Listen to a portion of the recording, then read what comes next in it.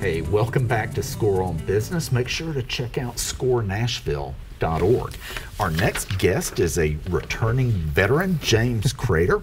James Crater is co-founder and CEO of Spera Health. Spera Health builds software tools for the behavioral healthcare space. And James, thanks for being here. Yeah, it's good to be back. Yeah, so how do you add value for your customers?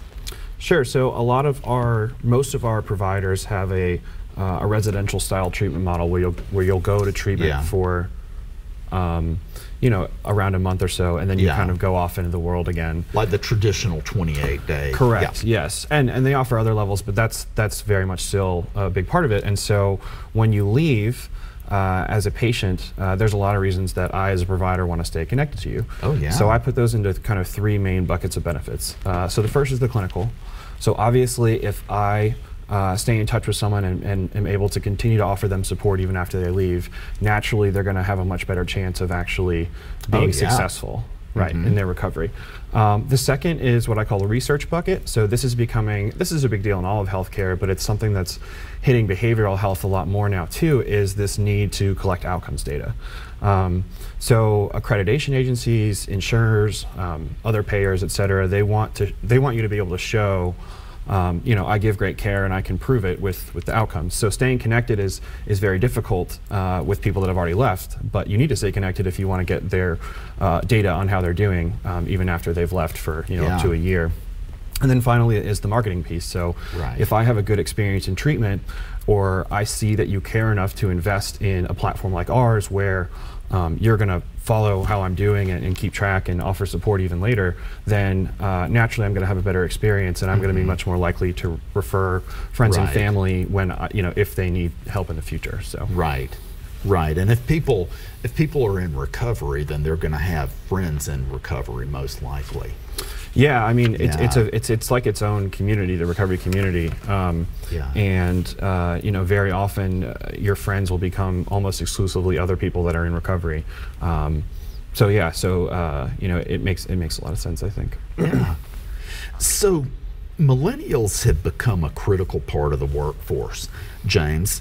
And you're a millennial, and most of your team are millennials. Tell us what is important in leading these millennials to keep them engaged and productive. Yeah, well, the first thing I'd say is that even though we do share a lot of commonality, at the end of the day, we're all individuals, and that's ironically one thing that makes us.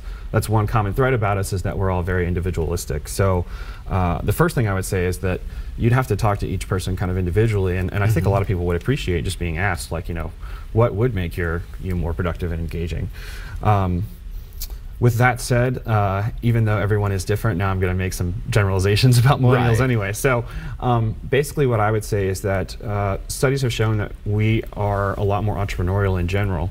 And if you want to keep someone like that, you have to give them room to innovate and do interesting things within the organization. Kind of related to that also is understanding the why. So not just the big why of the mission of your company, because if you do have a really great mission, I think that you're in a better spot, because millennials want to work for people that they feel are like saving lives or doing things that are really, really impactful, but also just the why in terms of why do I do this thing this way? Because it's less about being like skeptical, but more about just understanding the process so that I can help you improve it in the future. Because I think millennials really want to have a say in how things go, because for them their work is a lot more related to their identity than I think in some generations in the past, and so they want to feel like they have a say in how things are going and can help improve the company as a whole. That's timeless. I can tell you with my generation, people want to be heard and they want their opinion, and nobody likes working at a company where they don't care what you think. Yeah. I'm really fortunate. I've only worked for obviously startups and then a small business before that, so I've always felt like my work is going to get seen by someone and utilized, and so I think that I've been lucky in that. But I think, and not all businesses can do that because they're much larger and it's harder to have that effect, but I think to the effect that you can allow people's work to show them that their work matters and is having an impact in a substantial, concrete, visible way, I think millennials are really going to gravitate towards that. Okay. So talk to us about the importance of understanding customer needs as well as how to focus efforts toward meeting those needs. Yeah, so in the startup world, we have this phrase called customer development, and this is basically about understanding the needs of your customer in a very intimate way so that you can build the best possible product. And we're a very product-centric company. We very much believe that if you build something great, the rest will fall into place for the most part, obviously. Yeah. So what we try to do, and this is common amongst startups as well, is we try to get very, very close to our customer in a very literal sense. So sometimes we'll actually like ask, hey, can we go watch you guys work? Just sit there in your office with you for like, 2 or 3 hours or something like that, and just watch your workflow, how you do things like that, and then ask you questions like, why are you doing it this way? Like, why didn't you do this? And so that's not just with their other systems, but also when you implement your own product, you get to see how they're using it and be like, well, why didn't you do this, or why aren't you using this feature? Because even though you've released something, it doesn't always get used the way you think it will. Right. So it's good to go watch how they're using it, and you can get that data on the back end too. But it's another experience and very educational to go actually watch someone physically, like look for something, like look for a specific button somewhere, or write something down instead of having typed it into one of the fields that you've so conveniently provided for them. So kind of watching how they work both with their other processes and with your own system, I think is really important for improving the software later on. That makes a lot of sense. Yeah. So tell us about the strategic process you went through to settle on this current business model.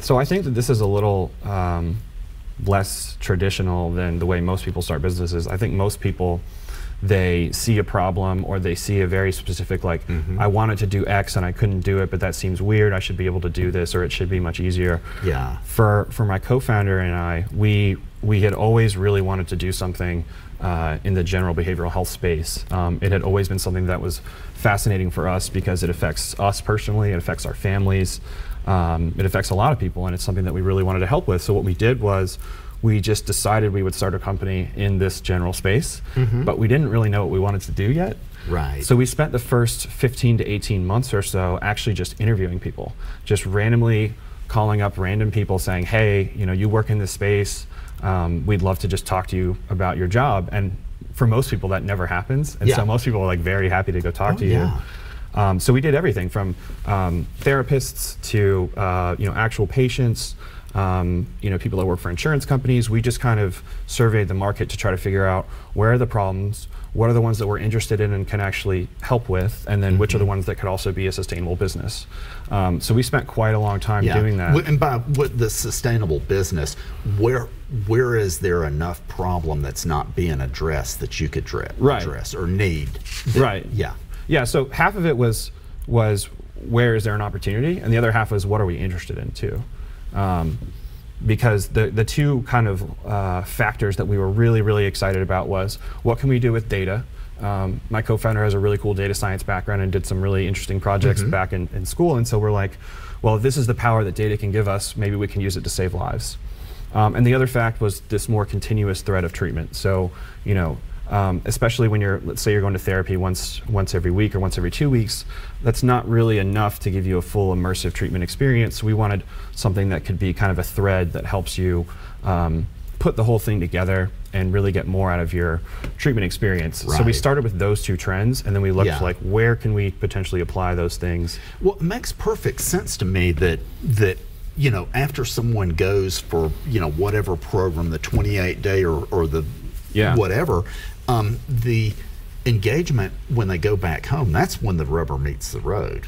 Yeah, that's the very difficult period because you're in a very almost like sterile environment in a sense where everything is taken care of and you're protected from a lot of the pressures of the outside world. But the real trial begins when you go home and you're hundreds of miles from treatment. You're not with the same support network.